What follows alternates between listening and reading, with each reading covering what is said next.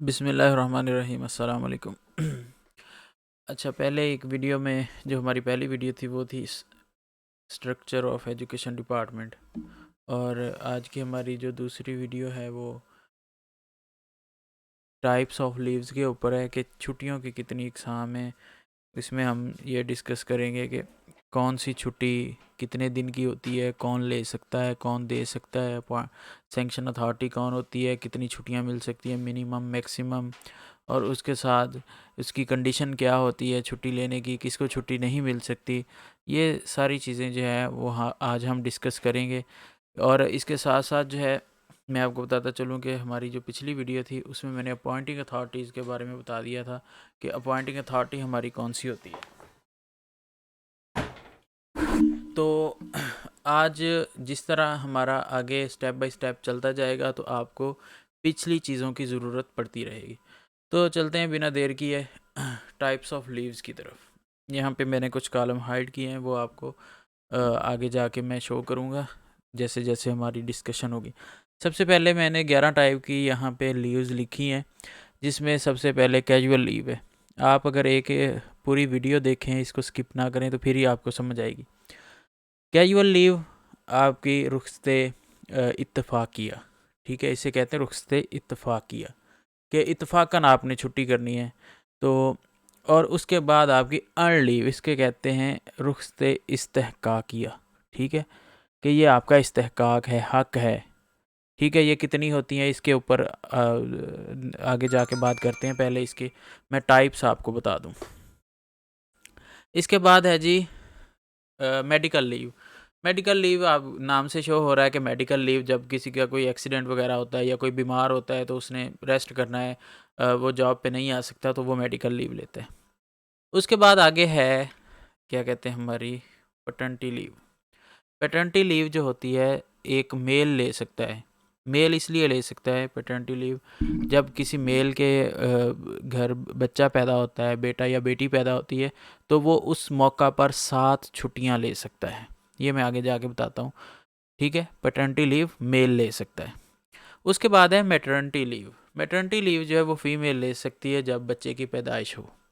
वो कितनी ले सकती है ये भी मैं आगे जाके आपको बताता हूँ। फ़िलहाल मैं आपको बता रहा हूँ ये क्या चीज़। इद्दत लीव, किसी का फ़ीमेल का शौहर फौत हो जाता है, वो गवर्नमेंट जॉबियन है, मतलब कि जो एम्प्लॉय है फ़ीमेल, उसका शौहर फौत हो जाता है, तो उसकी जो है वो छुट्टी उसी वक्त शुरू हो जाती है। जैसे ही उसकी डेथ होती है अगले दिन उसकी छुट्टी शुरू हो जाती है, ठीक है। इद्दत आपको पता है कि 4 महीने 10 दिन की होती है, 4 महीने 10 दिन उसकी छुट्टी होती है।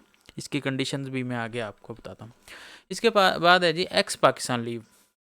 एक्स पाकिस्तान लीव, जैसे कि इस लफ्ज़ से ही शो हो रहा है कि एक्स पाकिस्तान, पाकिस्तान से बाहर जब आप जाते हैं तो उसके लिए छुट्टी।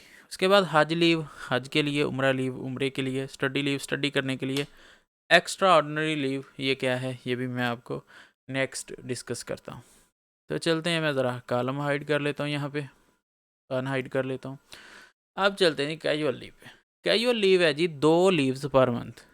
आप एक जगह जॉब कर रहे हैं तो आपकी कहते थे 25 टोटल आपकी साल की, और 2 लीव पर मंथ जो है वो आपकी कैजुअल लीव होती हैं। आप अगर कोई आपको इमरजेंसी होती है, आप इतला दे के आप कैजुअल लीव कर सकते हैं, जो कि कोई डीडीओ नहीं रोक सकता। और ये सैंक्शन अथॉरिटी भी मैं आपको साथ बताता चलूँ कि सैंक्शन अथॉरिटी लिखी हुई है कि ये देनी किसने, तो ये डीडीओ ने देनी। फॉर एग्जांपल आप स्कूल में जॉब कर रहे हैं, टीचर हैं, जूनियर क्लर्क हैं, जो भी हैं, तो आपको डीडीओ छुट्टी देगा, ये वाली casual leave, 2 leaves per month.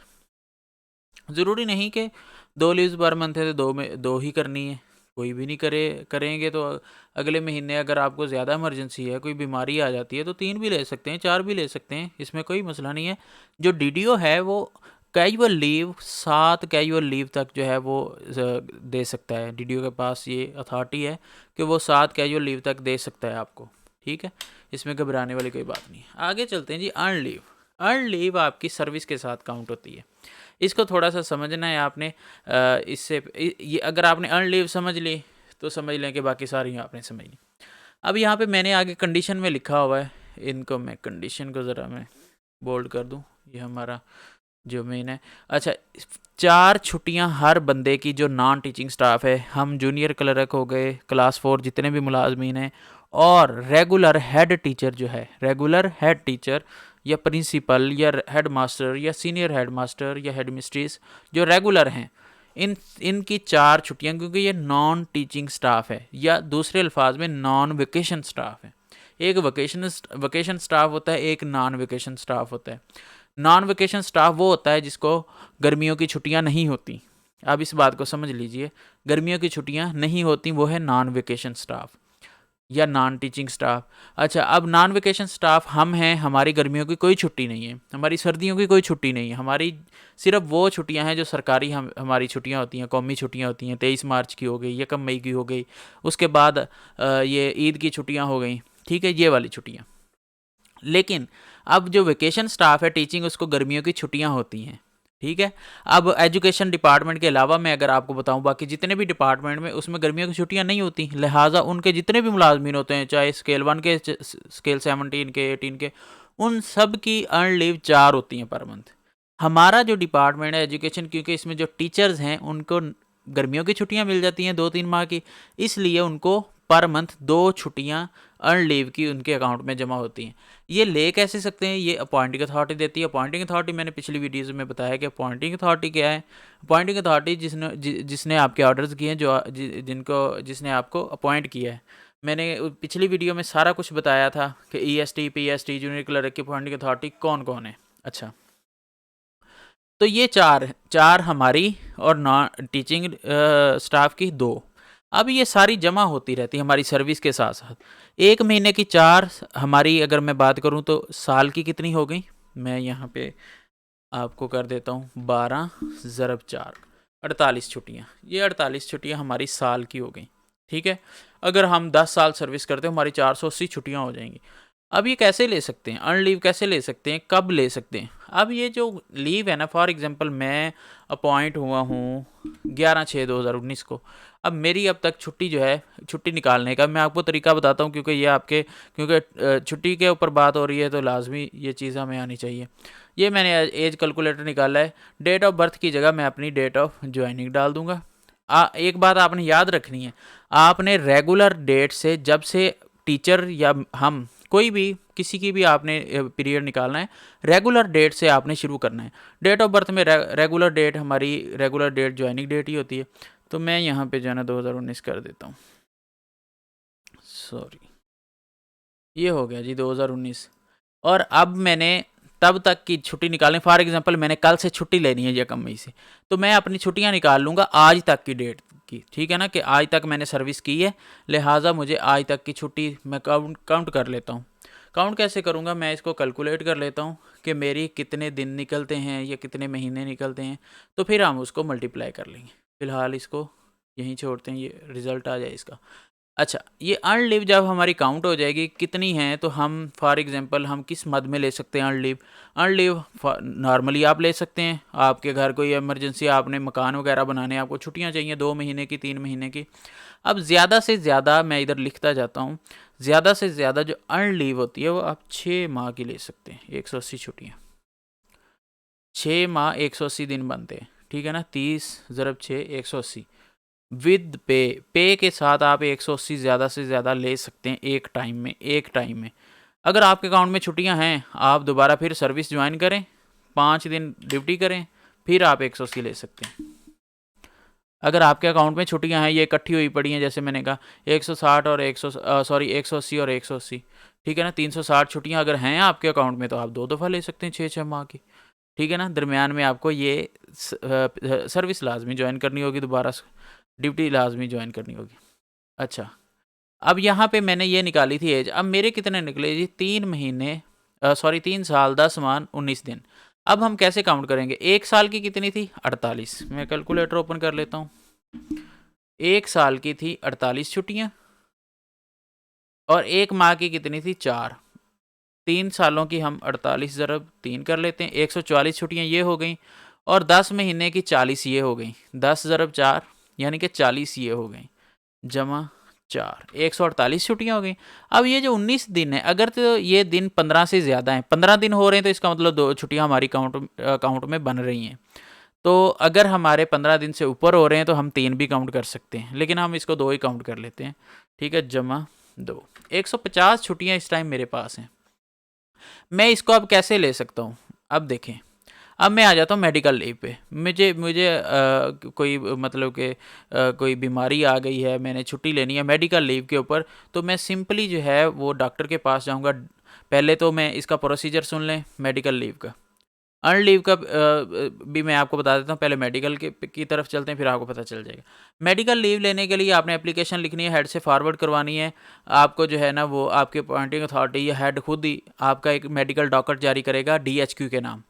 वो डॉक्टर को लिखेंगे कि इसका मायना किया जाए और हमें इसकी रिपोर्ट दी जाए। डॉक्टर के पास जाएंगे, डॉक्टर आपको लिख देगा जी आपकी बीमारी के तहत जो है ना आपको 2 माह में रेस्ट की ज़रूरत है। आप वो लेके आएंगे साथ, और आप 2 माह का जो है कन्वेंस अलाउंस पे करेंगे चालान 32A के ऊपर, और फिर आप छुट्टी अप्लाई कर देंगे। छुट्टी का केस बनाएंगे, और बाकायदा जो जूनियर क्लर्क का केस है वो ऑनलाइन नहीं है, टीचर्स का ऑनलाइन है, लेकिन हमारा ऑनलाइन नहीं है। तो हम जो है बाकायदा तौर पर हमारी छुट्टी जो है वो CO अप्रूव करेंगे। ठीक है, ये तो मेडिकल लीव। अर्न लीव भी ऐसे ही है। आपने अब ये जो मेडिकल लीव होगी 2 माह की, ये 2 माह की जो आपकी 60 दिन होंगे, ये आपके इस लीव अकाउंट से मिनहा होंगे। फॉर एग्जांपल मैं छुट्टी लेता हूँ, मेरे अकाउंट में इस टाइम 150 छुट्टियाँ हैं, ठीक है ना। तो मैं 2 माह की छुट्टियाँ ले लेता हूँ, मेरी ये पीछे 60 माइनस हो जाएंगी, इसमें से 90 छुट्टियाँ रह जाएंगी। सर्विस बुक के एंड पर एक लीव अकाउंट होता है, वो भी मैं आपको नेक्स्ट बनाना सिखाऊंगा कि वो किस तरह बनाते हैं। वो इसी तरह बनाते हैं कि आपने जितनी छुट्टी लेनी है आपने वो लिखनी है। आपने पहले पीरियड निकालना है, कितना पीरियड है, टोटल कितनी छुट्टियां, फिर आपने जो लेनी है वो लिखनी है, और फिर जो एंड पे बचेंगी वो लिखनी है। ठीक है ना, इस तरह लीव अकाउंट बनता है। वो मैं आपको अगली वीडियो में बताऊंगा। लेकिन इसमें जो है अर्न लीव लेने के लिए आपने इस तरह मल्टीप्लाई करके छुट्टियां निकालनी है, फिर आपको पता चल जाएगा। अब ये जो छुट्टियां, इनका फ़ायदा क्या है? अगर आप नहीं लेते, आप नहीं लेंगे, ये जमा होती जाएंगी आपकी सर्विस के एंड पे, या अगर आपकी डेथ हो जाती है तो आपको इसके पैसे मिलेंगे। पैसे कितने मिलेंगे? आपकी फॉर एग्जांपल छुट्टियां पड़ी हैं जी, आपने 20 साल सर्विस की, 480 10 साल की हैं, आप इसको 480 ज़रब 2 कर लें, आपके अकाउंट में 960 छुट्टी पड़ी है, लेकिन आपको पेमेंट मिलनी 1 साल की, यानी 365 दिन की। अब ये जो 365 दिन में से 3 दिन के अलावा जो बाकी बचेंगी, फॉर एग्जांपल 960 हमारी छुट्टियां हैं, 365 निकाल दूं तो ये 595 तो फारिग हो गई हैं, ये तो फ्री पड़ी हैं। तो इसका कुछ नहीं मिलना, हमें कुछ भी नहीं मिलना। हमें पेमेंट मिलनी है सिर्फ 365 की।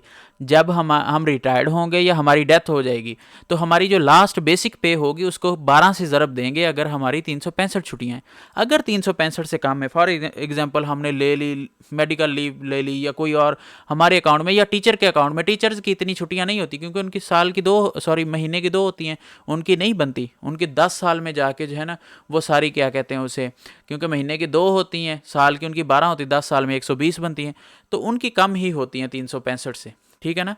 तो आप अगर फॉर एग्जांपल उनकी जी 300 छुट्टी है, तो 300 छुट्टी है तो हमने फिर गवर्नमेंट आपको 300 की ही पेमेंट देगी, 300 से ऊपर की पेमेंट नहीं देगी। अगर आपकी 365 से ज़्यादा ज़ाया हो जाएंगी, सिर्फ 365 की पेमेंट मिलेगी। अगर 365 से कम है तो जितने कम है उतने की मिलेगी। अब 300 को हम तकसीम जो है ना वो 300 छुट्टी है हमारी, 300 तकसीम 12 का 300 तकसीम 30 कर देते हैं, तो ये हमारे 10 माह बनते हैं। जो आपकी लास्ट बेसिक पे होगी ना रिटायरमेंट के वक्त या फिर डेथ के वक्त, उसको 10 से ज़रब देंगे, जो अमाउंट आ गई। फॉर एग्जांपल एक बंदे का 50,000 रुपये है, मतलब कि बेसिक जब फौत हुआ या रिटायर्ड हुआ, 10 से ज़रब देंगे, 5 लाख उसकी लीव इनकैशमेंट बन जाएगी। ये अर्न लीव ऐसे जमा होती है और फिर इसकी पेमेंट मिलती है। वीडियो देख लूँ कितनी लंबी हो गई है, 13 मिनट की। अच्छा चले, खैर चलते हैं आगे। पैटर्निटी लीव, पैटर्निटी लीव है जब आपके घर बच्चा पैदा होता है, बेटा पैदा होता है, पैदाइश होती है, तो आप उस दिन आप 7 दिन की ये छुट्टी अप्लाई कर सकते हैं पैटर्निटी लीव का केस बना के। बाकायदा एप्लीकेशन लिखेंगे, 7 दिन का कन्वेंस अलाउंस पे करेंगे, और आपको CEO ही पैटर्निटी लीव देगा। लेकिन ये 7 दिन भी आपके इस लीव अकाउंट, जो कि अर्न लीव्स आपकी इकट्ठी होंगी, उसमें से कट जाएंगे, उसमें से कट के फिर आपका बैलेंस बचेगा। 7 दिन इसी में से मिनहा होंगे, जो कि आप अब तक आपने सर्विस की होगी, जितने आपका लीव बैलेंस होगा।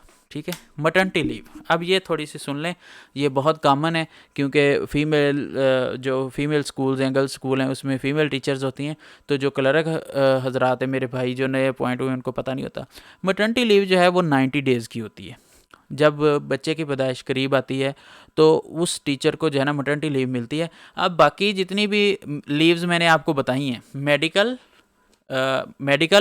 और मैटरनिटी के अलावा जितनी भी लीव्स हैं वो सब आपको रेगुलर होंगे तो मिलेंगी, और कैजुअल लीव के अलावा। कैजुअल लीव, मेडिकल लीव, मैं इनको रेड कर देता हूँ। कैजुअल को, मेडिकल को और मैटरनिटी को मैं रेड कर देता हूँ।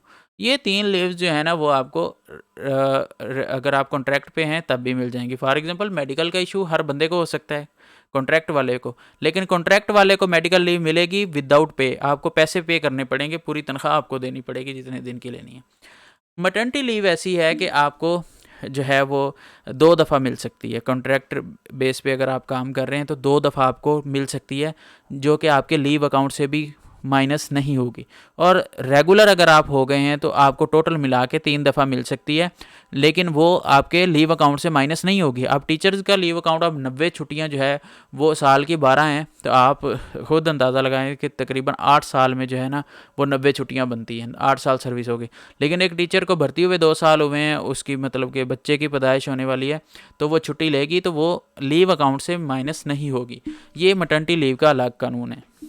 अब ये 90 डेज़ ले सकते हैं, तो क्योंकि एक्सपेक्ट डेट पता होती है कि फ़ीमेल्स की डिलीवरी कब है, बच्चे की डिलीवरी कब होनी है, तो वो 45 दिन पहले और डिलीवरी के 45 दिन बाद ये काउंट करके छुट्टी लेनी पड़ती है। अक्सर अब ये भी ट्रेंड चल गया है कि पता होता है कि अब डिलीवरी करीब है, 10 दिन पहले ले ली, और करनी 3 महीने ही है, लेकिन वो जो है ना वो खुद एडजस्ट कर लेती हैं कि हमने इस पीरियड में लेनी है। ठीक है, 90 डेज़ मिल सकती है, और कॉन्ट्रैक्ट के अगर आप कॉन्ट्रैक्ट पे काम कर रही हैं तो तब भी मिल सकती है। ठीक है, ये 90 डेज़, इसका कन्वेंस अलाउंस आपको 90 डेज़ का पे करना पड़ेगा।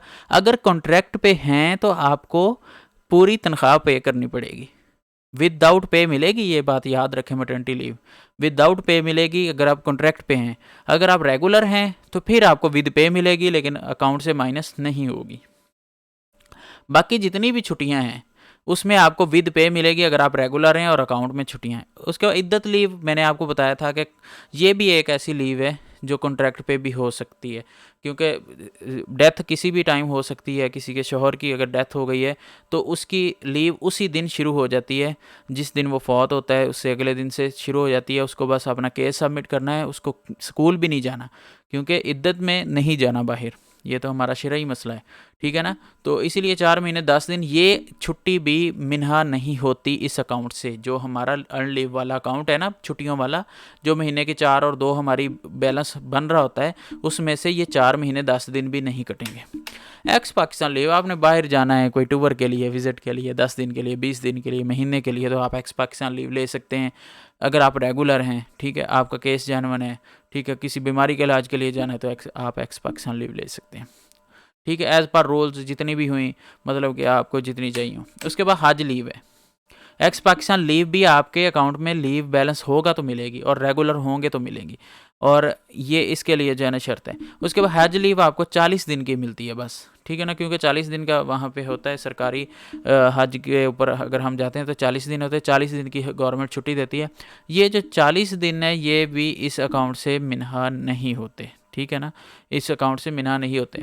उम्रा लीव के जो है छुट्टी 21 दिन की या 28 दिन की, ये आपके लीव अकाउंट से मिना होगी। इसके आपको कन्वेंस अलाउंस भी पे करना पड़ेगा, हज लीव का भी कन्वेंस अलाउंस 40 दिन का पे करना पड़ेगा, बाकी तनख्वाह आपको पूरी मिलेगी। ठीक है, स्टडी लीव के ऊपर आ जाते हैं। स्टडी लीव आपने बाहर जाना है, किसी टीचर ने बाहर जाना है, तो कम अज़ कम जो है वो 5 साल सर्विस हो, लेकिन अब स्टडी लीव नहीं देती, गवर्नमेंट ने बैन किया हुआ है स्टडी लीव पे बाहर जाने के लिए।